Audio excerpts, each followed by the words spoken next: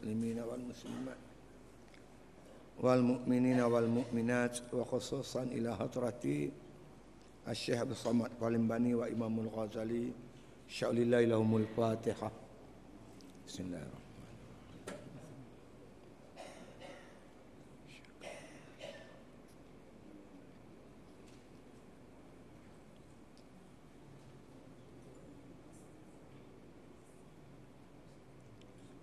Bismillahirrahmanirrahim. Alhamdulillahi rabbil alamin. Wassalatu wassalamu ala asyrafil anbiya'i wal mursalin wa ala alihi wa sahbihi ajma'in. Rasanya dah habis lah itu. Muka surat 36 lebih lah. Sambung insyaAllah. Bismillahirrahmanirrahim. Faslun fi taharati zahirah. Ini satu fasal pada menyatakan taharah yang zahir. Bermula taharah yang zahir itu terbahagi atas 3 bahagi. Pertamanya taharah anil khubsi, yakni bersuci daripada najis. Kedua, taharatu at-tarahatu anil hadas, yakni bersuci daripada hadas besar dan hadas kecil. Ketiga, at-taharatu anil fadalatil badan, yakni bersuci daripada sesuatu yang mencemarkan badan bagi anggota badan. Dan jikalau ada ia suci sekalipun, dan bersuci daripada yang membawa kehinaan pada badan dan yang membawa kepada aib badan, seperti yang lagi akan datang bicaranya itu, insya-Allah. Adapun bahagian pertama itu, maka iaitu 4 fasal. Al-faslul awwalu fin najasat. Bermula pasal yang pertama itu pada menyatakan ain najis.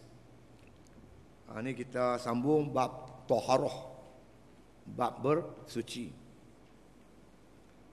Suci zahir dan batin. Jadi dalam kitab kita yang juzuk pertama ini, dia membicarakan menyuci anggota-anggota zahir daripada najis, daripada hadas, dan juga daripada benda yang cemar-cemar. Walaupun dia bukan najis, tapi mencemarkan, macam daki, peluh-peluh, bau-bau. Ini tak najis. Kalau kita berpeluh, kita ambil wuduk, kita semayang, bayang kita sah, tak ada masalah. Tapi dia menimbulkan bau, jadi mengganggu orang-orang lain. Maka Islam menggalakkan kalau ada yang cemar-cemar itu, kita basuh bagi cuci.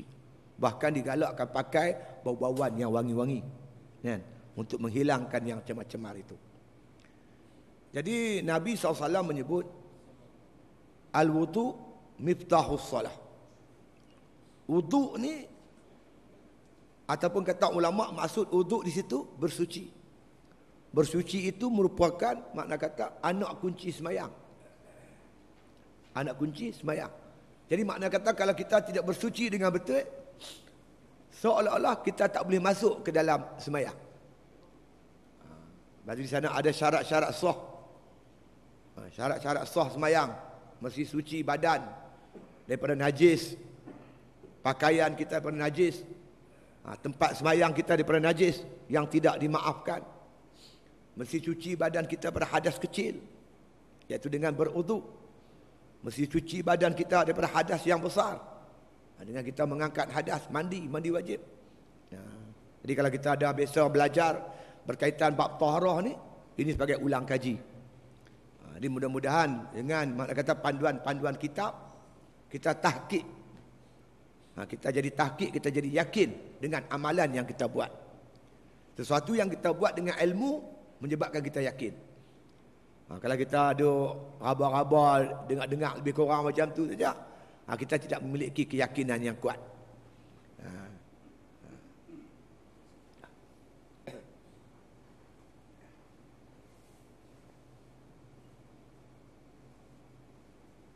Kalau tak cukup kitab ada lagi, ada sikit. Muslimat dah cukup dah. Dah, alhamdulillah. Baik. Faslun. Faslun ni makna kata fasal. Fasal ni makna tajuk-tajuk kecil. Dia ada bab, dia ada fasal. Bab dia babut taharah. Bab bersuci. Di bawah satu tajuk bab tu dia ada tajuk-tajuk kecil namanya fasal. Fasal, faslun, fasal. Kalau kita ni mana tajuk, kalau kita kata bab ni pintu. Dia punya fasal dia tingkap. Pintu ada 1 2 ya, tapi tingkap dia banyak. Fasal dia tu banyak. Jadi tajuk besar kita babut taharah, bab bersuci, ini satu fasal. Faslun. Dia. Itu dia. Fi taharati zaharah, fi taharati zahirah, iaitu pada nak menyatakan iaitu taharah, bersuci yang bangsa zahir. Nak cuci anggota zahir. Dia cuci, ada cuci zahir, ada cuci batin. Dia ada tuan-tuan sekalian najis bangsa zahir, ada najis bangsa batin. Dia panggil najis maknawi.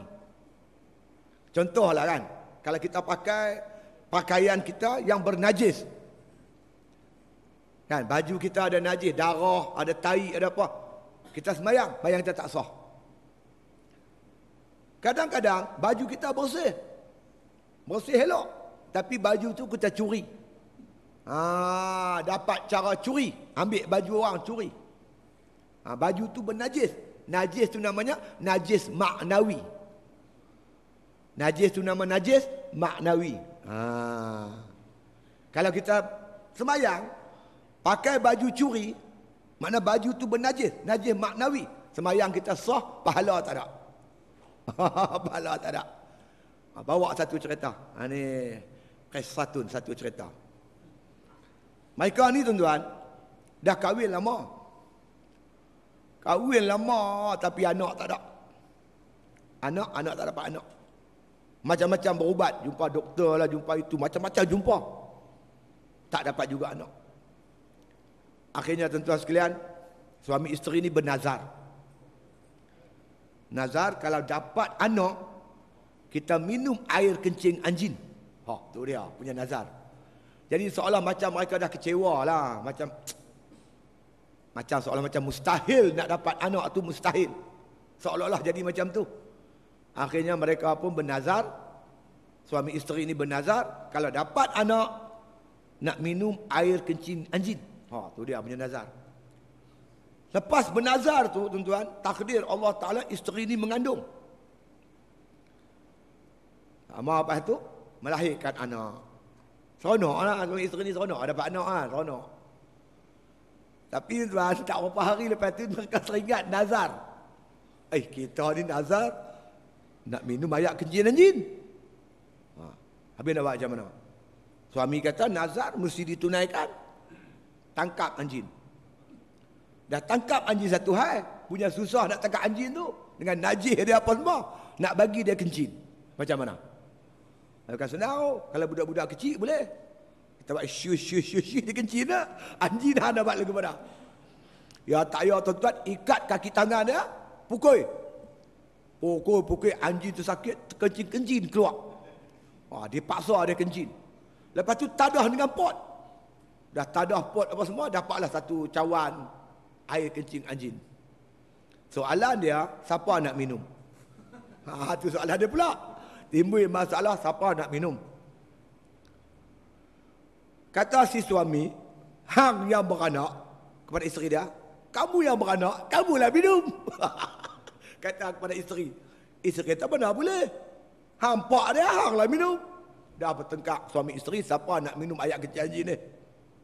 Ya tak ya tuan-tuan, bawa air kencing anjing ni pergi jumpa Rasulullah SAW. Rasulullah kata apa? Kamu pergi di ujung kampung ni, dalam rumah tu dia kata ada satu orang yang tak semayang.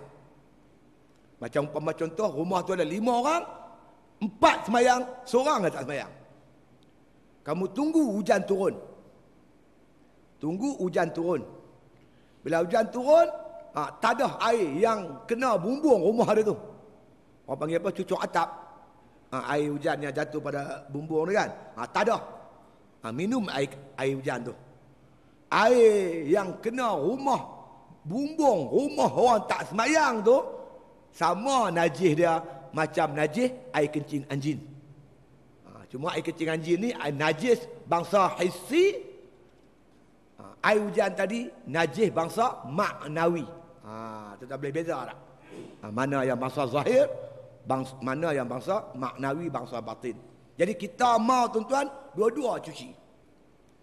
Zahir pun cuci, batin pun cuci. Saya tengok tok guru saya mengaji dengan dia, duduk dengan dia tu ni. Dia dua-dua jaga tuan. Sejadah ni dia basuh setiap minggu. Pakaian dia sentiasa bersih.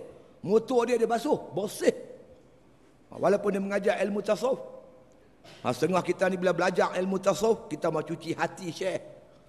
Berselekeh motosikal dia. Kereta dia berlebuh. Apa tu? Ahli sufi. Padahal dia balok. Islam ni menekankan cuci zahir dan batin. Setelah kita mempelajari nanti, makna kata bagaimana menyuci anggota-anggota zahir, pakaian dan sebagainya, kita kena belajar pula bagaimana makna kata nak menyucikan anggota batin. Sebab Nabi, tuan-tuan sekalian, bersabda, "Innallaha la yanzuru ila suwarikum wa absyarikum ataupun wa a'malikum. Innama yanzuru ila qulubikum." Allah Ta'ala tidak melihat kepada amalan kamu ataupun perbuatan-perbuatan kamu yang zahir, tapi Allah melihat kepada hati kamu. Dia perhati hati kita. Macam mana kalau tuan-tuan hati kita yang berlemuh dengan najis-najis, hasad, dengki, takabur, riak, macam-macam penyakit hati, merupakan najis-najis batin yang dilihat oleh Allah Subhanahu Wa Taala. Macam mana muka kita ni kalau orang tengok ada tik mata lah, dengan gigi tak gosok lah, berselemut. Ini Allah tilik, Allah pandang. Mana kata hati kita. Jadi kita dulukan yang zahir. Itu tajuk kita ni, iaitu bagaimana tajuk kita pasal yang pertama, iaitu nak menyatakan suatu pasal yang menyatakan taharah yang zahir. Bermula taharah yang zahir itu terbahagi atas 3 bahagi. Dalam kita nak menyuci perkara-perkara yang zahir ni, ulama-ulama bagikan pada 3 pembahagian. 3 pembahagian. Yang kita nak cuci ni 3 benda, 3 perkara.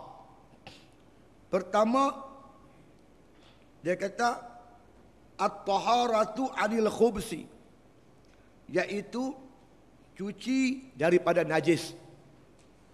Yang pertama kita kena belajar bagaimana nak menyuci daripada najis. Najis tuan-tuan ada yang pada badan kita. Seperti kita kencing dan kita berak. Ini perkara hari-hari kita buat. Macam mana nak cuci najis kencing? Bagaimana nak cuci najis? Kita nak cuci berak kita, basuh dengan cuci dengan elok sempurna. Kadang-kadang tuan-tuan najis yang mendatang. Kita akan terpegang najis. Ni ada pula dukung anjing pula masuk bilik tidur, dia dah teruk dah. Bawa anjing pergi ke dapur. Oh, ini cerita apa ni? Dia najis mughalladhah, najis yang berat. Kan? Bukan main. Kadang-kadang najis tu mendatang.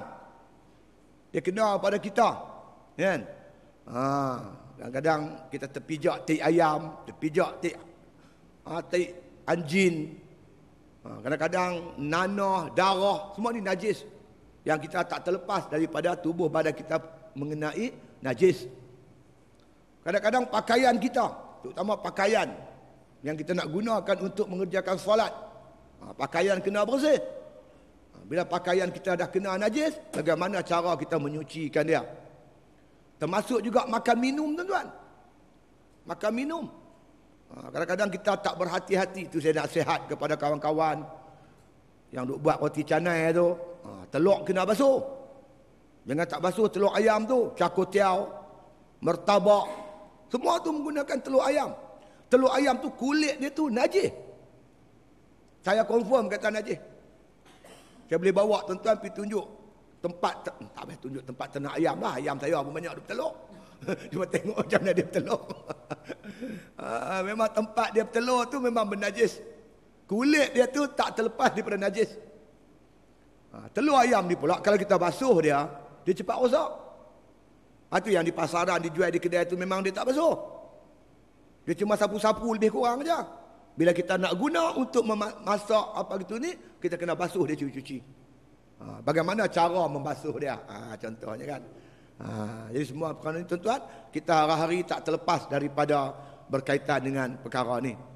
Termasuk juga tempat semayang kita, tempat sujud, tempat semayang kita. Kan, sejadah kita apa gitu ni. Kadang-kadang anak-anak kita tuan-tuan, dan kita ada anak kecil, kalau tak urus betul-betul air kencing dia dan sebagainya, habis rumah kita bernajis. Macam mana kita nak mengerjakan solat? Kita bimbang takut najis tu merebak dalam rumah kita. Dengan sebab kita tak jaga dengan betul, tak cuci dengan betul. Itu pertamanya menyuci sama ada diri kita, pakaian kita, tempat semayang kita dan sebagainya daripada najis. Bila bab bersuci tuan-tuan, yang pertama sekali kita kena kenal najis. Najis jenis apa? Ada najis mughalazah, anjing dan babi. Ini mughalazah, najis berat. Ulama letakkan dia mughalazah kerana cara cuci dia berat. Ada mutawassithah, yang pertengahan. Ada yang mukhaffafah, yang ni ringan, cara cuci dia mudah. Kanak-kanak kecil, laki-laki yang tak sampai umurnya 2 tahun, yang tidak memakan makanan yang mengenyangkan selain daripada susu. Kadang makan nestum ke, nasi ke apakah, tu tak dia najis, dia bukan lagi mukhaffafah, najis dah ada mughal, ada mutawassithah. Kalau kanak-kanak perempuan dia mutawassithah, dia tak ada mukhaffafah. Itu dua kena kenal najis. Kemudian tuan-tuan, cara alat menyuci najis. Kita kena tahu dengan apa kita nak cuci najis. Dengan air mutlak. Kita tahu pula pembahagian air. Kerana kita tak mau guna air mustakmal, tak boleh guna air mutanajis, tak boleh guna air kait lazim, kita kena guna air mutlak. Kita kena tahu dia tu mutlak dan kita kena guna air yang mutlak. Jangan guna air yang mutanajis ataupun air yang kait lazim ataupun air yang mustakmal. Dah dua dah. Yang ketiganya, kita kena tahu cara-cara membasuh dia. Cara-cara basuh. Kalau kita ambil telur tu, kita bubuh dalam besen, kita bubuh buah ayak semua, basuh, angkat terus. Tak cuci. Sebab bila ada telur duduk dalam besen tu kecil, air tu semua dah jadi najis. Air tu dah semua jadi najis. Kena ambil dia telur tu, kita alirkan air dengan air yang mengalir. Letak bawah kepala paip tu, bagi dia mengalir air. Ataupun buah dalam bekas yang apa, yang lubang-lubang tu, orang panggil apa? Yang ada lubang-lubang, apa orang panggil apa? Penapis. Penapis. Ayak-ayak ada sikit supaya air tu mengalir, mengalir kepada semua telur-telur tu. Telur saya tu saya basuh dulu. Dia main yang tu basuh betul tu. Saya tengok depa duk basuh, saya pasti saya bagi tahu. Kena alirkan air. Pasal apa makanan kita kena bersih. Insya-Allah. Itu dia. Itu yang pertamanya, cuci bernajis. Kedua, at-tarahatu 'anil hadasi. Yakni bersuci daripada hadas. Kita tak sunyi tuan-tuan daripada hadas. Sama ada hadas kecil ataupun hadas besar. Hadas kecil, keluar sesuatu pada anggota bawah dan atas, sama ada kencing atau berak, maka batallah wuduk kita. Bila kita batal wuduk, kita berhadas kecil. Kita tertidur dengan tak tetap tempat duduk kita, ataupun kita menyentuh kulit wanita, menyentuh kulit wanita, maka ini semua makna kata membatalkan wuduk kita. Jadi bila kita batal wuduk, kita ada hadas kecil. Macam mana nak suci dia?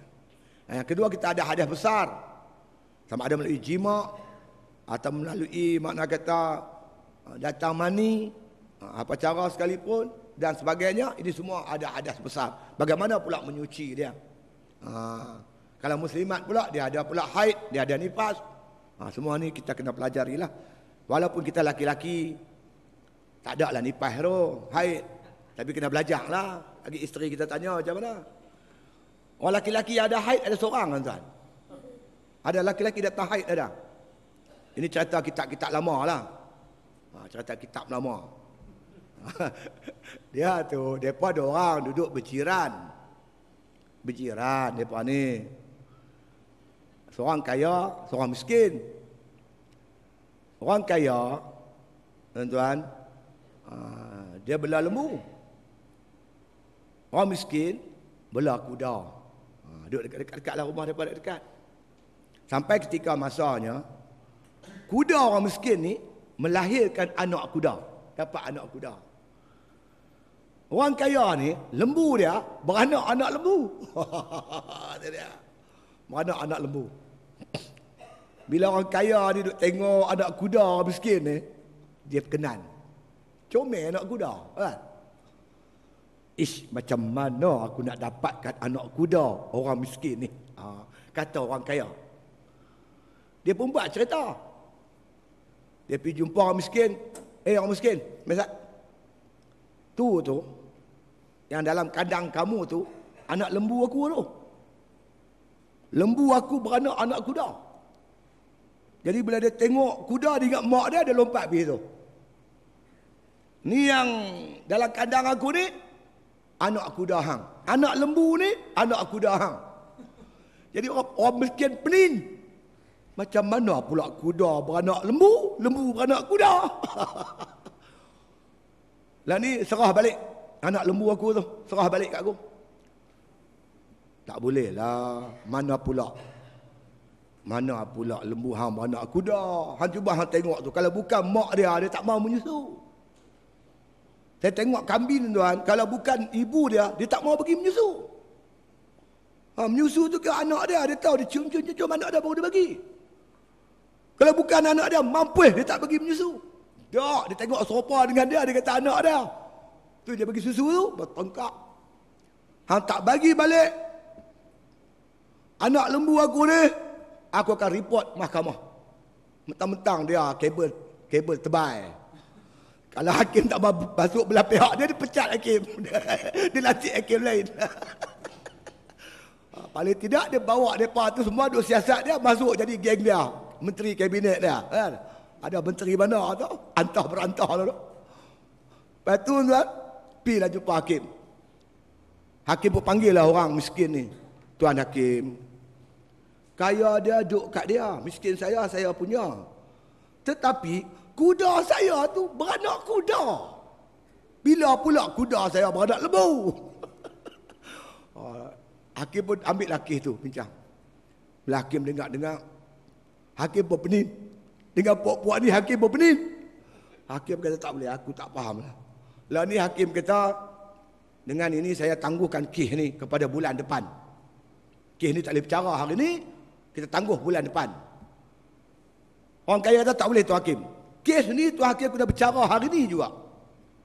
Saya mau anak lembu saya, tu anak kuda tu, balik main ke kandang saya hari ni juga. Hakim kata tak boleh, kena tangguh bulan depan bercara. Hari ni tak boleh. Pasal apa tak boleh tuan hakim? Cuba cakap.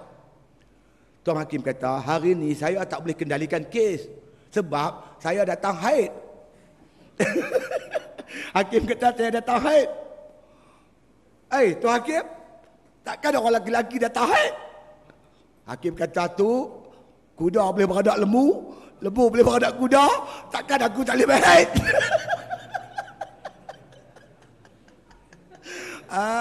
Tu satu-satu je laki-laki dah tahu. Yang saya tahu lah.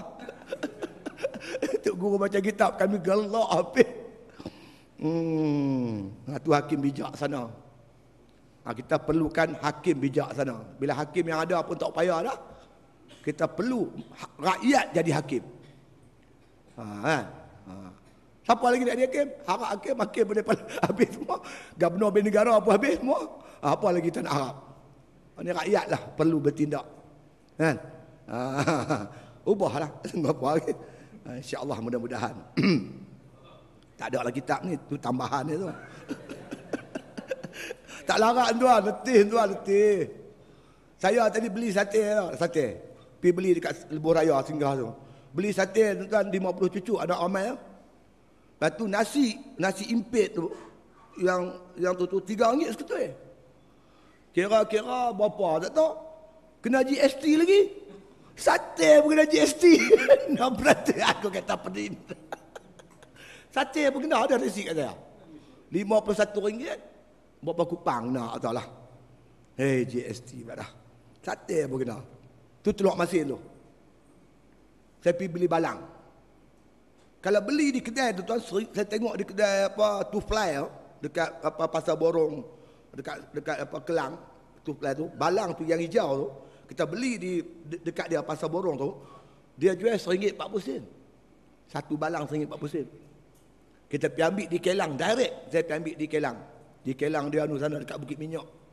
Terus pergi Kelang. Pergi Kelang dia jual RM1. Satu balang RM1. Tapi syarat dia kena beli RM10,000. Baru dia boleh hantar mai ke rumah. Kita takkan nak angkut dengan apa, dengan kereta kita balang tu. Kita boleh pay sikit, boleh saman lah 300 tuan. Dia saman tak kurang 300 lah ni. Habis nak buat macam mana? RM10,000. Saya ingat RM10,000 ya. Ustaz, GST 6%. Berapa? RM600. 600 menu saya. Oh, berat. Aduh, buat macam mana? Orang kata apa? Buah salak, buah kedondong. Mari diletak di atas almari. Bukan salah ibu mengandung, salah tangan memangkah undi. Itu pantun GST tu. Apa tak tahu. Teruk kita. Sambung. Tu ni tuan-tuan kena ambil perhatian lah. Kita mengangkat hadas kecil.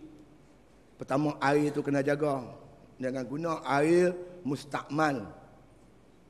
Kita guna air mutlak. Air mutlak. Lepas tu tuan-tuan, antara yang saya nak nasihat lah, pasal nak sambung lagi, lambat dah jumpa. Yang saya nak nasihat, di antaranya kita basuh kaki tu. Basuh kaki tak apa, daripada atas ke bawah pun boleh, atas ke bawah pun tak apa, tak ada masalah. Kerana bila ulama bicara wa arjulakum ilal ka'bain, basuhlah kaki kamu sehingga ke dua buku lali. Walaupun kaki buku lali, maka ulama kata ila tu, kepada tu diertikan sebagai ma'a. Ma'a tu beserta. Kaki beserta buku lali. Artinya buku lali ke bawah pun tak apa. Kaki ke buku lali pun tak apa. Tak ada masalah. Tangan ke siku pun tak apa. Siku ke tangan pun boleh. Tak ada masalah. Kalau tuan-tuan letak siku, kepala paip, boh siku dulu pun boleh. Boh tangan dulu, mai sini pun tak apa. Tak ada masalah. Makruh pun tidak. Sebab ulama kata, apa disebut sana, faghsilu wujuhakum wa aydiyakum ilal marafiq. Basuhlah muka kamu dan tangan kamu sampai dua siku. Ila tu kepada. Ila tu diertikan sebagai ma'a. Serta tangan serta siku. Artinya siku ke tangan pun tak apa, tangan ke siku pun boleh, tak ada masalah. Makruh pun tidak kata ulama. Yang saya nak tegur sikit lah, kalau nak ambil perhatian lah. Kalau kita cedok ayat, kita buat lagu tu, dia ada dua kemungkinan tuan. Yang pertama, takut celah ni ayat tak sampai. Kita rapat kan. Kalau kita buka, ayat takkan nak lekat. Kita rapat, takut celah-celah ni air tak sampai. Itu satu. Jaga baik. Yang kedua, kalau kita nak lipat dia tuan, jangan lipat terlalu cepat. Kalau kita cedok, pom terus, air baru sampai sini, kita dah lipat. Takut air tu tak sampai celah ni. Bagi saya lah, kalau ada kolah tu saya kejam terus tangan saya tu. Rejam tu lepas habis semua. Rejam tangan kan. Mengikut mazhab kita Syafi'i, kalau tangan sampai siku, dia kata wajib lebihkan sikit. Wajib dilebihkan sikit. Kerana kaedah dia tak sempurna sampai siku, melainkan lebih. Lebih tu diwajibkan. Sampai tengah ni sunat. Sampai ketiak makruh lah. Mana ada basuh tangan sampai ketiak. Kan? Itu satu. Yang kedua, nak kena jaga lagi, ketika kita basuh kaki. Kaki tu kena angkat tuan. Kalau kaki tu kita letak atas simen, kita bimbang tumit tak basah. Tumit tu tak basah, jaga baik. Angkat sikit. Bagi dia kena betul air tu. Jari kaki pun kena buka, jangan rapat. Kalau kita rapat, takut celah dia tak masuk air. Buka bagi dia masuk air semua. Itu. Bagi muslimat, basuh muka. Kalau ada orang panggil apa ni? Orang panggil apa ni? Sideburn ni. Orang perempuan bukan ada bulu pipit lah. Bulu pipit. Bulu pipit tu, dia duduk dalam kawasan muka. Dia duduk dalam kawasan muka. Bila muslimat nak basuh muka, jatuhkan, luruskan. Jangan ambil bulu tu, bulu pipit tu sangkut kat telinga. Kalau sangkut kat telinga, kita basuh perdu dia saja. Bulu tu tak basuh, bulu tu kena basuh. Sebab dia tumbuh di kawasan muka. Macam juga janggut, misai, tumbuh kawasan muka, kena basuh semua. Buka lepas tu, bagi air kena. Payah-payah pergi rumah ambil gunting, ram, habis cerita. Potong, habis cerita, tak nak cerita apa dah. Payah sangat. Di antara benda-benda yang kita ambil perhatian lah, insyaAllah. Kita akan detailkan bila tajuk dia bab wuduk tu, kita detailkan satu-satu lah insya-Allah. Yang ni kita hadiah kecil, hadiah besar. Minta maaf lah. Hadiah besar ni rumit sikit. Kalau muslimat lagi rumit sebab dia rambut dia kalau panjang lah apalah. Dia kena mengalirkan air seluruh anggota badan. Rambut, gamis, semua kena. Kalau dia badan dia kelepek-kelepek tu, semua celah-celah tu semua kena air semua. Minta maaf saya cakap, ibarat kita duduk macam buang air besar tu. Bertinggung buang air besar tu. Kan? Kita bukan kita teran nak berak tu. Itulah anggota zahir yang kita kena basuh. Ambil paip tu, masukkan bawah punggung kita tu, basuhkan air. Baik kena semua. Kalau kita mandi hadas, duduk berdiri tu, sampai bila tuan-tuan dia tak cuci? Sebab celah punggung kita tu air tak masuk. Kena betul-betul kena ni sungguhlah. Sebab kalau kita hadas besar kita cuci tak betul, akibat dia semayang kita berdosa tuan. Bukan semayang tak sah, semayang tu berdosa.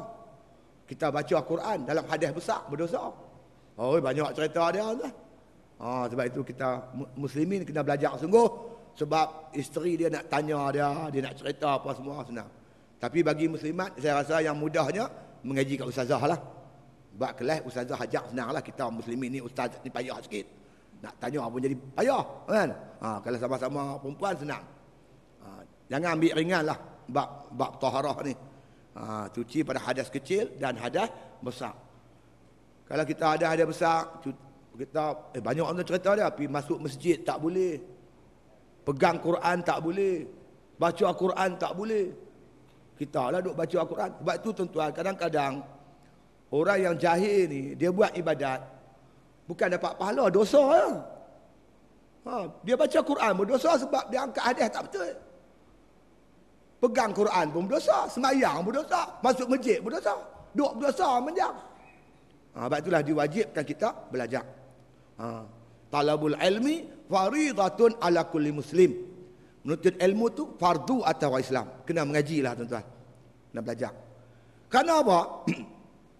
Seluruh kita punya amalan ni, dia terletak di atas semayang. As-salatu imaduddin. Semayang tiang agama. Ada hadis kata semayang tu macam bakul. Semua buh dalam semayang tu. Semua nak buh dalam tu. Kalau bakul itu dah bocor, nak buh apa?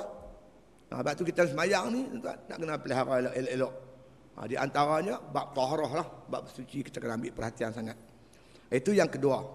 Yang ketiga, at-tarahatu anil fadalatil badan yakni bersuci daripada sesuatu yang mencemarkan bagi anggota. Yang ni bukanlah jadi wajib, tetapi digalakkan oleh Islam. Yang cemar-cemar lah. Kuku ni ada tek kuku kan, tek gigi, apa lagi, ada misal tak diurus dengan elok, janggut besar. Boleh simpan janggut, bagi elok lah sikit. Ini tu dia janggut macam abang lagu mana, tak tahu. Kan? Kita kalau nak simpan janggut, simpan misai, nak simpan rambut panjang, kan? Kita kena urus bagi elok lah tubuh badan kita, kan? Bagi rambut tu nampak elok dan sebagainya. Ini kita kena ada satu tajuk khas berkaitan dengan masalah ni, mengurus anggota kita daripada yang cemar-cemar, bau busuk-busuk. Kalau kita badan kita ada berpeluh apa semua, bau dah berubah bau, kita kenalah mandi, sabun elok-elok, bersih, cuci. Barulah kita pergi masjid, sembahyang berjamaah. Digalakkan lagi pula kita pakai bau-bauan yang wangi-wangi. Gitu. Ya. Jadi bersuci daripada sesuatu yang mencemarkan bagi anggota. Dan jikalau ada yang suci sekalipun, walaupun dia tak najis, peluh-peluh ni tak najis, tetapi digalakkan oleh Islam untuk kita menyuci dia. Kan? Supaya makna kata bau tu elok. Bila bau bersih, maka pemikiran kita pun jadi elok, insya-Allah. Dan bersuci daripada membawa kehinaan pada badan, yang membawa pada aib badan, seperti yang lagi akan datang bicaranya itu. Benda-benda yang boleh membawakan aib, tak cantik tubuh badan kita, jadi lekeh, cantu arah pun. Kan? Keterampilan kita bagi cantik lawa. Kan? Sebagai seorang Islam, kan? Islam mengutamakan kebersihan. Kan? Jadi kita jaga bagi elok semua ni. Walaupun benda ni tidaklah sampai peringkat haram, tetapi digalakkan sangat oleh Islam untuk kita jaga kebersihan. Ya. Adapun bahagian yang pertama itu, maka iaitu 4 perkara, 4 pasal. Dia ada 3 perkara nak bincang. Yang pertama bab najis, cuci pada najis. Yang kedua berkaitan dengan masalah hadas. Yang ketiga yang cemar-cemar. Dalam tajuk yang pertama ni, dia ada 4 pasal pula. Ada 4 perkara yang nak ditekankan dalam perbincangan ini. Al-faslul awwalu an-najasat. Bermula pasal yang pertama pada menyatakan ain najis. Pertama kita nak cuci najis, kena kenal najis dulu. Cuci najis dengan apa? Boleh kita cuci najis dengan najis? Cuci najis dengan najis? Tak boleh. Najis kena cuci dengan air mutlak, air bersih. Itu kadang-kadang kita tak apalah orang nak kata kat kita, kata api lah. Nak mengumpat kita, nak hina kita, biar api kat dia lah.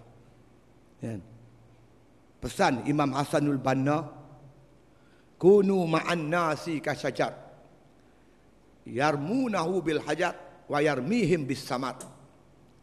Jadikanlah diri kamu sebagai pokok buah-buahan. Pokok ini dilontar dengan batu.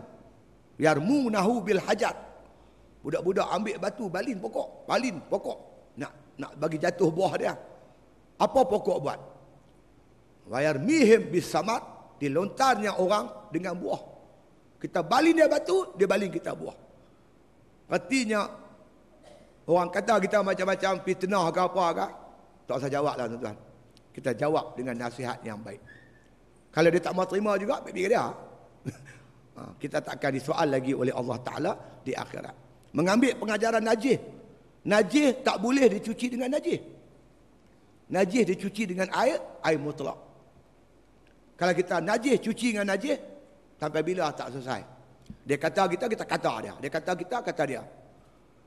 Akhirnya membiak sifat-sifat mazmumah dalam diri kita. Seperti sifat sombong, suka bertengkar, suka mengumpat. Macam-macam jadi benda-benda yang tak elok. Akhirnya rosak hati kita, tuan-tuan. Sebab itulah Islam menggalakkan, makna kata Supaya kalau ada orang duk kata kat kita lebih kurang, nasihatlah dia dengan nasihat yang elok. Dia tak mau dengar, lantak dia punya pasal. Kita buat kerja. Kerja kita banyak tuan. Oh, kerja cukup banyak lah. Saya ni pun yang duk ada lah banyak dah. Dia bagi macam-macam lagi. Tak tahulah tuan-tuan. Kita buat kerja kita insya-Allah. Jadi dalam bab bab bersuci ini Islam pada 3 perkara. Yang pertama sekali nak menyatakan tentang najis. Bermula pasal yang pertama itu pada menyatakan ain najis. Dia ada ain, ada bekas. Ada ain najis yang disuruh kita hilangkan ain najis. Kan? Itu yang dikatakan istinja dengan batu tu. Istinja dengan batu, dia cuma boleh menghilangkan ain najis. Tetapi dia tak boleh menghilangkan bekas najis. Tetapi kalau kita basuh dengan air, dia lebih. Dia suci najis pun cuci, bekas najis pun cuci. Itu lebih bagus lagi. Nak bicarakan apa itu najis. Kata kita jumpa macam mana? Dia kata dadah itu najis ya. Dadah itu najis. Arak tak najis. Yang tu yang pelik tu. Tapi tetap bukanlah saya nak kata pula. Kalau dadah lah, serbuk dadah. Apa nama, kafein, kodin. Saya dulu kerja kesihatan dulu. Tu kat PJ section 17 tu saya jaga store. Store macam-macam ada tu. Dia kalau kita ambil termasuk morfin lah, morfin ke heroin ke, kita ambil bola poket semayang, tak apa. Tak apa kata haram, tak apa tak sah. Tapi kalau tuan-tuan ambil arak, sapu kat baju ni, tuan-tuan semayang tak sah. Yang najisnya arak. Tapi arak tak najis. Pasal apa? Dia sapu. Ni pun tak kena juga. Jadi makna kata, kita nak kena tahu apa itu najis. Najis kita kata najis lah. Ketahui olehmu bahawasanya ain suatu itu ada kalanya haiwan, yakni binatang, dan ada kalanya juzuk daripada haiwan. Jadi makhluk Allah Ta'ala ni ada haiwan. Haiwan ni binatang lah. Binatang ni termasuk manusia lah. Manusia ni panggil haiwan juga. Tapi haiwan natik yang boleh bercakap. Tapi perangai macam lebih kurang dah. Jadi ikut hukum ni, kira kita masuk kategori binatang lah. Kan? Ada binatang. Dan ada kalanya dia kata juzuk haiwan. Juzuk dia. Kan? Dia ada binatang, dia ada juzuk kuku dia, bulu dia, ekor dia. Dia belah lembu. Dia nak makan sup ekor. Takkan nak makan sup ekor, nak sembelih lembu sekor. Ya tanya kerat ekor kawan tu. Kerat ekor lembu. Buat apa? Buat sup ekor. Boleh tak? Boleh? Mana boleh? Kamu kerat dia. Dia dah jadi najis. Makan ekor lembu tak boleh. Lembu ni tuan-tuan, abang bagi. Dia kalau dia nyamuk gitit dia tibai dengan ekor dia. Pak belakang. Kalau lah nyamuk gigit dia kan, dia pukul dengan ekor dia. Yang kawan tu potong ekor dia, buat sup ekor. Habis kau nak tibai je dah. Dia ada hukum. Ada berkaitan makna kata haiwan, dan ada berkaitan dengan juzuk dia. Kucing, sebagai contoh kucing. Kucing ni tuan-tuan, kalau dia hidup, dia tak najis. Bulu dia pun tak najis. Tetapi tuan-tuan, kalau bulu dia tu lekang daripada tubuh badan dia, bulu tu dah jadi najis. Kita nak pergi sembahyang jemaat, kucing bulu gebu.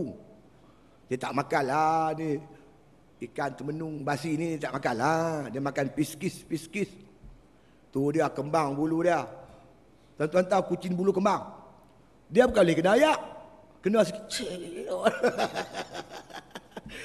Tak boleh kena ayak sikit. Kelepiak kata. Kita dapat pemeduk atas riba kita. Kita pakai jubah. Jubah kita pula tuan-tuan, kain dia tu ada macam Macam orang pakai pak. Dia ada macam berkilat-kilat sikit tu. Kalau kucing dia duduk, dia melekat ke bulu tu. Bulu kucing tu di atas jubah kita ni najis tuan. Sebab kucing kita tak boleh makan dia. Ada pun binatang yang kita boleh makan, macam kambing. Bulu kambing kalau lekang pada tubuh badan dia ketika dia hidup, tak najis. Bulu kucing najis. Bulu ayam tak apa. Ambil bulu ayam, korek telinga. Bulu ayam tak apa. Sebab ayam kita boleh makan. Bulu dia tak najis.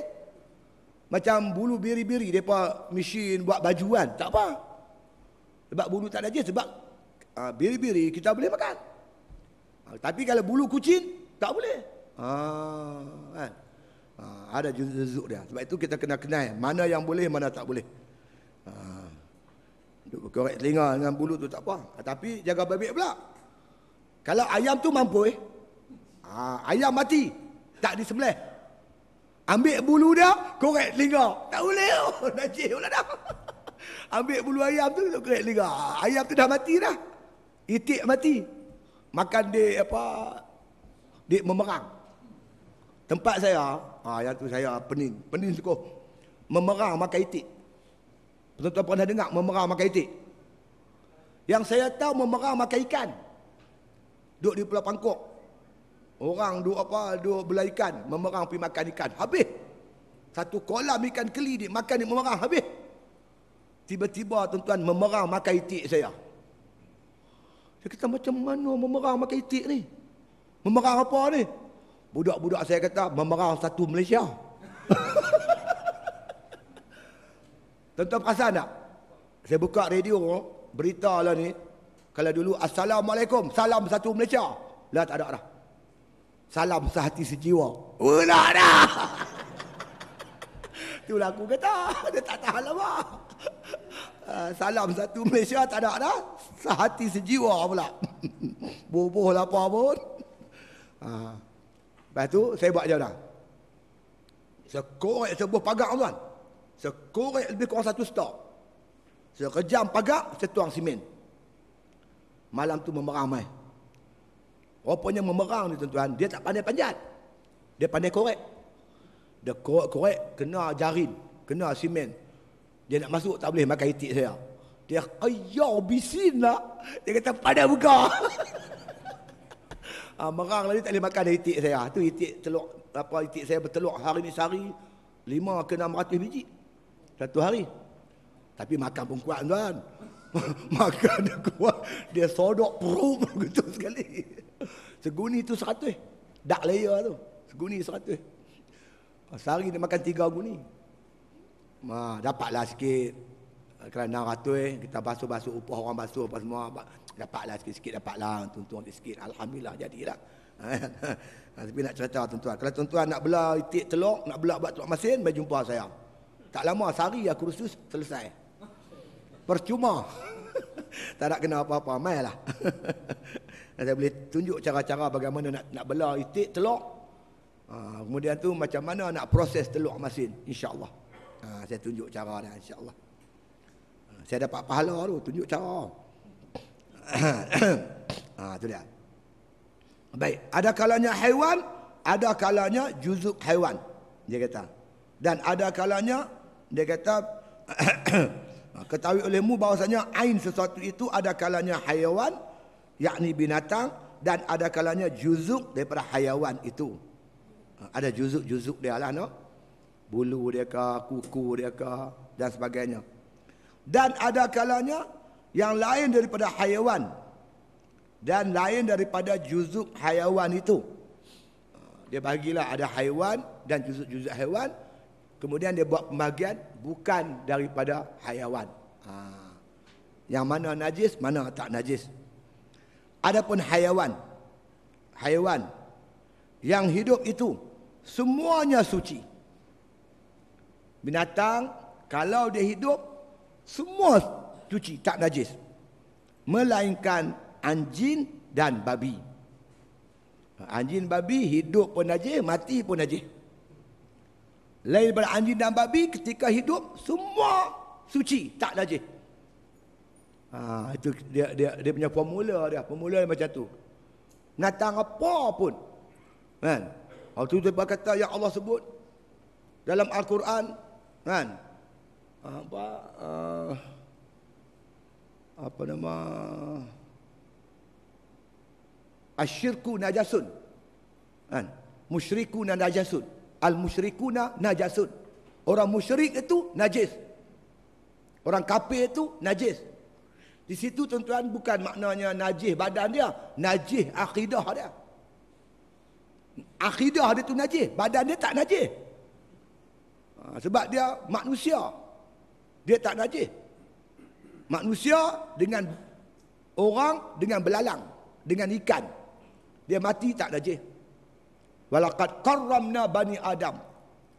Ni ada satu orang tuan, dia cerita kartun ni, betul. Tapi betul berlaku.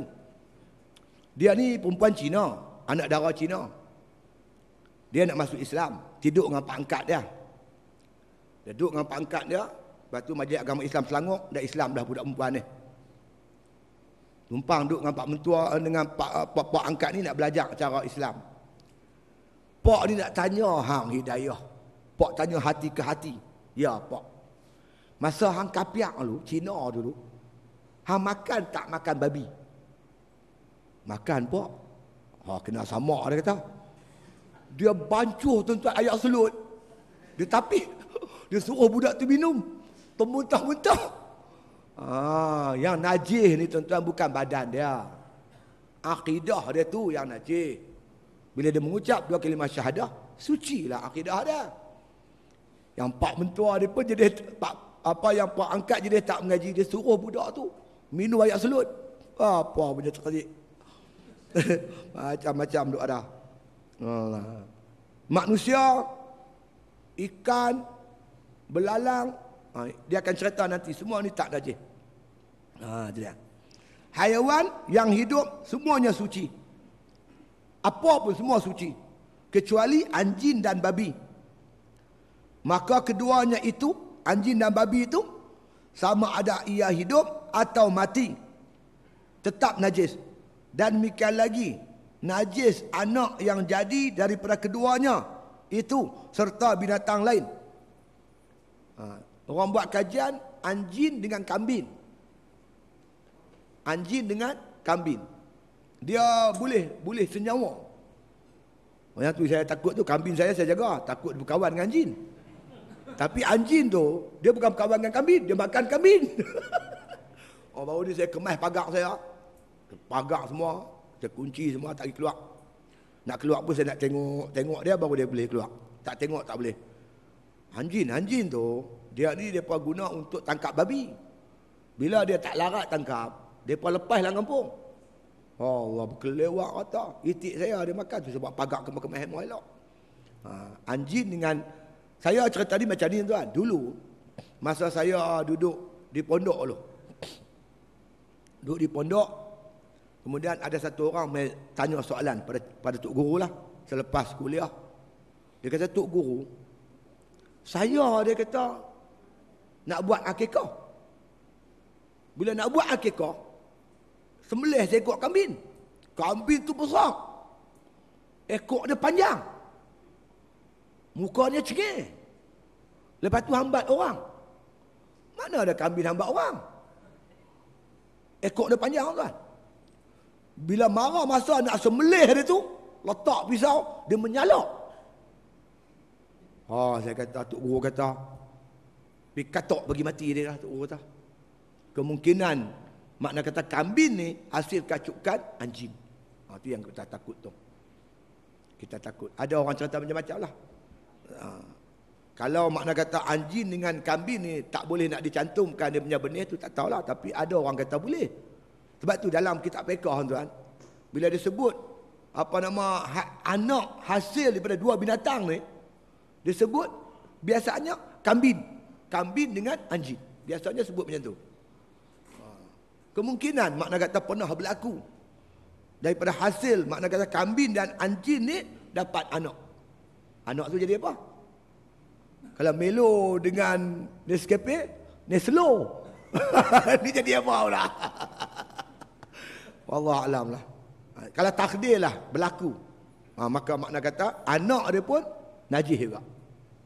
Anak yang jadi daripada anjing dan percantuman anjing, babi dengan binatang lain, semua tu najis. Asal boleh ni, boleh lahir. Tidak macam mana dia nak buh dalam kitab. Kalau benda tu tak berlaku, biasanya ulama tak masuk dalam kitab. Benda tu mungkin pernah berlaku. Pernah berlaku. Wallahu alam. Tapi biri-biri dengan kambing biasa, kambing kampung. Mengikut orang ni, saya pun ada juga kambing biri-biri ada lebih kurang 20 ekor, kambing kampung pun ada lebih kurang 20 ekor. Memang tak bagi campur. Kerana mereka kata kalau kambing biri-biri dicampur dengan kambing kampung, anak dia tak kuat. Dapat anak tak ada kekuatan, anak dia tak ada daya kekuatan. Tu saya asin lah. Kambing sama kambing tak apalah. Ni anjing ni yang kita takut ni. Itu dia. Kemudian bermula. Jadi kita dapat satu formula. Semua binatang ketika hidupnya suci. Ketika hidupnya semua binatang ni suci. Kecuali anjing dan babi. Jadi kalau kita pegang kucing apa semua, tak apa, tak salah. Tapi bulu dia tu lain lah. Kalau bulu dia relai, tu lain. Kalau bulu dia relai daripada badan dia, ada atas tangan kita basah, bulu tu kering, kita kena pergi basuh tangan kita. Sebab bulu dia cerai daripada badan kucing, maka bulu tu najis. Sebab kucing kita tak boleh makan daging dia. Kemudian kata musannif rahimahullah ta'ala, bermula bangkai haiwan itu, maka semuanya najis, melainkan 5 perkara. Apa dia? Yang pertamanya bangkai manusia. Mayat manusia tak najis. Sama ada manusia itu kafir ke Islam ke, tak najis. Tak najis. Yang kedua, bangkai ikan. Ikan mati tak najis. Tu buat ikan kering apa semua kan. Kalau ikan mati najis jenuh kita. Nak sembelih ikan terbenung pula. Tahu kita. Ikan dia tak najis. Dia ni dalam ni kalau kita tengok dalam kitab Sabila Mutadin, dia ada hadis dia. Dia kemuka hadis sekali. Yang hadis-hadis sekali dia kemukakanlah hujah-hujah yang Nabi sebut bahawa laut itu makna kata bangkai dia suci. Bangkai dia suci. Semua apa yang di laut, sotong, udang, ketam. Syiah tak makan udang tu cerita lain lah. Apa tak makan bagi kat aku sapu lah. Tapi hukum asal dia macam tu lah. Kecuali kalau dia beracun. Tu tak boleh makan lah. Kalau kita makan dia binatang, ikan yang ada racun kan, tu itu cerita lain. Tapi segi najis, makna kata ikan, kalau dia mati, bangkai dia tu tak najis. Ketiganya bangkai belalang. Belalang pun tak najis. Keempatnya ulat yang jadi dalam buah-buahan atau yang jadi daripada makanan. Ulat yang jadi daripada buah-buahan. Buah mokyu tahu mokyu? Dia keyang dot ke apa atau apa panggil? Dia besar ni, warna hitam. Sedap. Lah tak nak cari tak ada. Dalam tu ada ulat. Ulat tu tak najis, boleh makan. Kita ulat buah. Ataupun ulat yang jadi daripada makanan. Ada makanan dari ulat. Dulu ada beras dulu ada bubuk . Ulat bubuk . Lah tak ada bubuk lah. Apa dia bubuk dalam tu aku pun tak tahu. Dulu kalau kita beli beras kan, dia ada bubuk tu.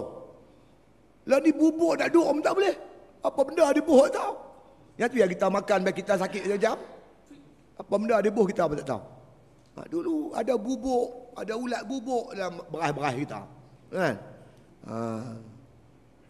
Taklah segi najis tak najis lah. Nak makan tu geli-geleman lah, tu cerita lain lah. Dan yang kelima, sekalian bangkai binatang yang tiada baginya darah yang mengalir seperti lalat, semut dan nyamuk dan kutu dan sebagainya. Ini panjang . Yang kelima tu tuan tanda. Esok kita sambung bulan depan. Kita cuma yang keempat, yang empat tadi yang tak najis, yang pertama bangkai ataupun mayat manusia. Yang kedua ikan yang mati tu. Yang ketiga bangkai belalang. Yang keempatnya ulat yang jadi daripada buah-buahan ataupun makanan. Ni semua tak najis. Sebab kita nak tahu mana najis, mana tak najis. Yang kita nak suci, nak bersihkan ni benda yang bernajis sajalah, insya-Allah, mudah-mudahan. Kita berhenti situ dulu insya-Allah, kita sambung akan datang jika diizinkan oleh Allah Subhanahu wa taala, insya-Allah. Kita berhenti dulu. Tanda. Saya putus setiap ni ke apa? Kitab ni dia ilmiah. Jadi kalau tak tahu boleh ceramah, pekah tak boleh ceramah. Nak ceramah apa? Kita nak ceramah, nak kupas lagu mana? Tak boleh nak ceramah. Dia ceramah tak ceramah satu tu ya. Bangkai yang dikatakan mak kata najis tu, yang dia katakan yang dikatakan yang tak najis tu iaitu bangkai manusia. Mayat manusia. Nak ceramah lagu mana dah? Satu tu. Jadi tuan-tuan kena ambil tengok cantik sikit lebih kurang, insya-Allah. Dia nak hurai tak boleh. Dia lebih kurang macam tu ya. Alhamdulillah tuan, masya-Allah, dengan izin Allah Taala. Jadi pondok saya pun dah mula operasi 1 bulan baru ni. Saya cuma tingkat sikit lagi. Sebelum ni 2 tahun pondok dah beroperasi. Saya bagi pengajian percuma, tempat tinggal percuma. Lepas tu api ayak semua percuma lah. Masuk tahun baru ni, masuk lepas raya ni, saya tambah sikit lagi. Makan percuma. Makan percuma ni masuk gini. Saya bagi beras. Saya bagi ikan. Ikan tu saya belah, ikan keli ada, kita belah 1 kolam. Tapi taklah makan keli hari-hari. Kesian kat mereka. Kalau kita nak makan ikan kembung apa semua, insya-Allah lah. Dah seminggu 2 kali kita bagilah. Ayam pun ada. Telur itik pun ada. Insya-Allah. Jadi makan tengah hari dengan makan malam percuma. Tapi masak ni lah. Ada geruk-geruk yang masak dia. Kita bagikan semua pelajar kita pada 4 kumpulan. Minggu ni kumpulan ni masak. Minggu depan kumpulan ni. Begitulah lebih kurang macam itulah. Kerana saya duk tengok 3 bulan dah berjalan. Rejab, Syakban, Ramadan. Nampaknya alhamdulillah tak ada masalah apa. Kita boleh bagi insya-Allah. Kemudian ada seorang hamba Allah. Di mana saya tak perasan. Dia mai jumpa saya.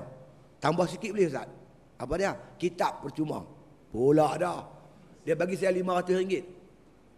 RM500. Jadi kitab macam-macam ni, hikam apa semua ni, yang ni kita bagi percuma. Yang RM5, RM6 punya kitab kita bagi percuma. Yang RM20 tu hamba beli sendirilah, aku tak larat nak bagi percuma lah. Lepas ni tak ada lagi alasan kenapa tak mau mengaji. Tapi alhamdulillah kita tengok anak-anak muda kita sekitar umur 18, 19, 20-an tu nampak alhamdulillah bersungguh-sungguh mengaji.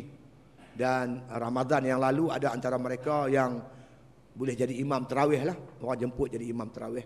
Dan ada juga setengah-setengah mereka tu bila dijemput oleh surau-surau berdekatan tu, ada yang boleh baca kitab sikit-sikit di menipis tu boleh dah lah, alhamdulillah. Jadi kita alu-alukan siapa saja di kalangan masyarakat kita orang Islam ni yang ingin menuntut ilmu dengan mengaji kitab lama-lama, mailah ke tempat saya. Semua kita sediakan secara percuma, insya-Allah. Mudah-mudahan kita boleh, walaupun kita bukan pemerintah, kita orang biasa aja. Tapi kalau kita atur dengan betul, insya-Allah kita boleh bagi pendidikan secara percuma pada masyarakat, insya-Allah. Itulah lebih kurang tuan-tuan yang dapat kita sampaikan malam ni, insya-Allah. Mudah-mudahan sikit sebanyak memberi manfaat kita bersama. Wallahu alam. Al-Fatihah.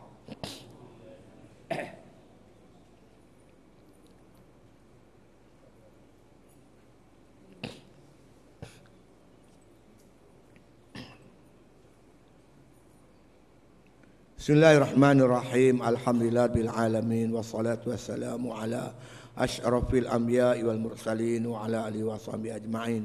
Allahumma inna nas'aluka imanan kamila wa nas'aluka qalban khashi'a wa nas'aluka yaqinan shadiqa wa nas'aluka ilman nafi'a wa ونسألك عملا صالحا ونسألك العفو والعافية ونسألك تمام العافية ونسألك الشكر على العافية ونسألك غنى عن الناس. ربنا تقبل منا صلاتنا ودعاءنا إنك أنت السميع العليم. تب علينا يا مولانا إنك أنت التواب الرحيم. دعواهم فيها سبحانك اللهم وتحيتهم فيها سلام وآخر دعوانا أن الحمد لله بالعالمين.